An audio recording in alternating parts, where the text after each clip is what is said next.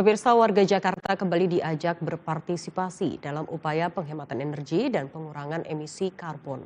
Sabtu malam sejumlah lampu di kawasan protokol ibu kota serentak dipadamkan selama 1 jam dalam rangka memperingati Hari Lingkungan Hidup di tahun 2026. Berikut laporan reporter Garuda TV, Nindi Dewinta dan juru kamera Kasyebi Arif. Berdasarkan instruksi Gubernur nomor 14 tahun 2021, masyarakat dihimbau untuk mulai mengurangi penggunaan energi listrik dan juga menghemat energi listrik untuk menekan dari emisi karbon yang memang dipergunakan di Kota Jakarta cukup berlebih. Maka dari itu pada malam Sabtu hari ini pemadaman serempak di Kota Jakarta dilakukan selama 1 jam, yaitu dari pukul 20.30 hingga 21.30 waktu Indonesia Barat.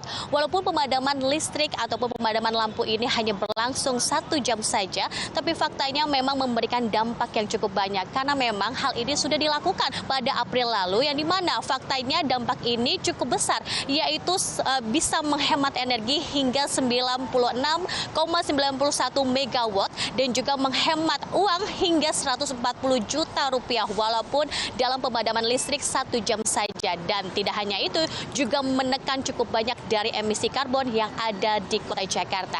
Pemadaman ini tidak hanya diberlakukan di pusat ataupun di jantung Kota Jakarta, yaitu di Bundaran HI saja, tapi juga pemadaman ini juga dilakukan di ikon-ikon Kota Jakarta seperti Monumen Nasional ataupun Monas, Patung Kuda, Jalan Jenderal Sudirman hingga GBK Gelora Bung Karno.